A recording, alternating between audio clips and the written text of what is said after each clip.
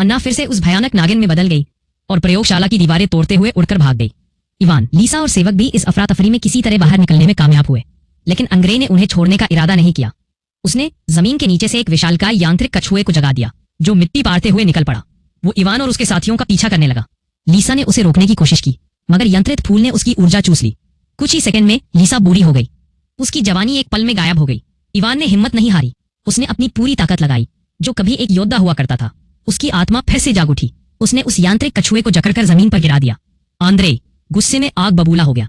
उसने खुद को यांत्रिक पंखों से सुसज्जित किया और उड़ने लगा, मगर वो भूल गया कि उसने खुद पर अल्केमिकल तरल नहीं लगाया। जैसे ही वो ऊपर गया, मशीन से लीक हो रही काली तरल में गिर पड़ा और उसकी पूरी काया उसी में घुल गई। इवान की सांसें धीमी पड़ गई थीं। वो जमीन पर निढाल गिर चुका था। तभी अन्ना वहां पहुंची। उसकी आंखों से एक नीली बूंद टपकी, जो इवान की आंखों पर गिरी, और चमत्कार हुआ। इवान की आंखें खुली और वो वापस जिंदा हो गया। उसकी सांसें फिर से चलने लगी। अन्ना ने मुस्कुराकर उसे देखा। फिर वो दोबारा उस नागिन में बदल गई और उड़कर दूर एक जंगल की ओर चली गई। इवान वापस अपने गांव लौट आया। अब उसके दिल में एक नई आग थी। वो अब जानता था, सच्ची ताकत रूप में नहीं, आत्मा में होती है। और अब वो गांव का रखवाला नहीं, उस रहस्य का रक्षक बन चुका था, जो हर इंसान के भीतर छुपा होता है।